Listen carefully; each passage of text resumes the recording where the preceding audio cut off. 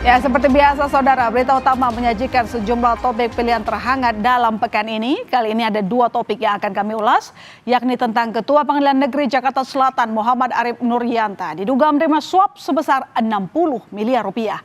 Serta warga Palestina di Gaza yang dihantui bayang-bayang terusir dari tanah mereka akibat gempuran serangan Israel. Kita ke topik yang pertama mengenai wakil Tuhan tersandung suap. Sering disebut sebagai wakil Tuhan untuk menegakkan keadilan di muka bumi. Seorang hakim seharusnya bersih dan taat hukum. Namun sekali lagi, wakil Tuhan ini ditangkap karena kasus suap. Tak tanggung-tanggung saudara, kabarnya uang suapnya 60 miliar rupiah.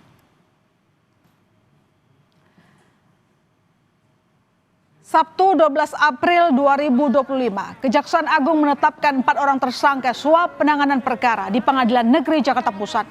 Keempat tersangka adalah Ketua Pengadilan Negeri Jakarta Selatan Muhammad Arif Nurianta, Marcella Santoso, dan Arianto selaku pengacara, serta Wahyu Gunawan yang merupakan panitera muda perdata di Pengadilan Negeri Jakarta Utara.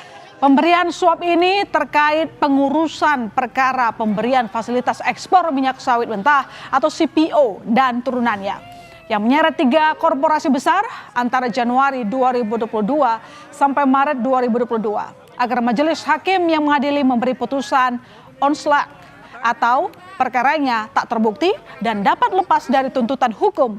Perkara ini terjadi di Pengadilan Jakarta Pusat.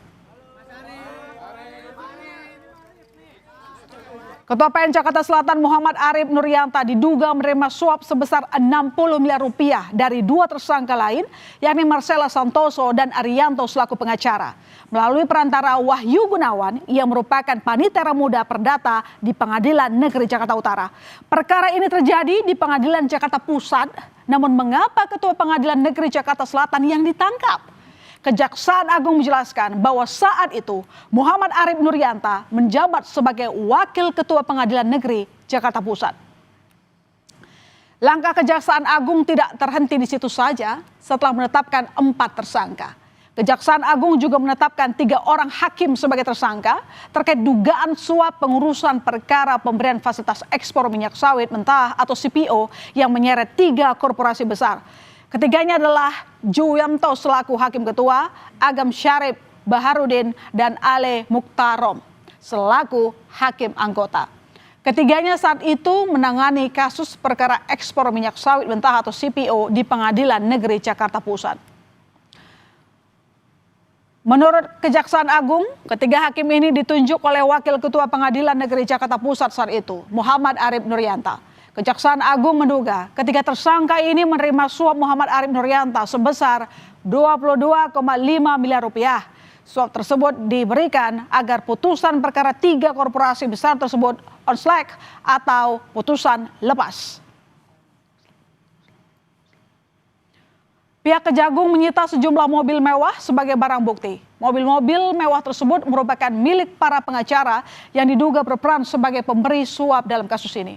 Ada pula 21 motor dan juga 7 sepeda yang ikut disita. Tak hanya itu saudara, Kejaksaan Agung juga menyita uang miliar rupiah dalam bentuk pecahan dolar Amerika Serikat dan dolar Singapura di rumah Ketua PN Jaksel dan 3 hakim.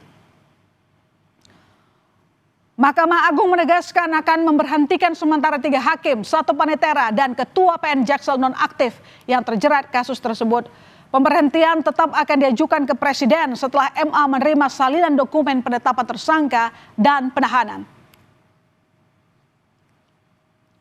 Menghormati proses hukum yang dilakukan oleh Kejaksaan Agung terhadap Ketua Pengadilan Negeri Jakarta Selatan dan Majelis Tipikor, Majelis Hakim Tipikor pada Pengadilan Negeri Jakarta Pusat.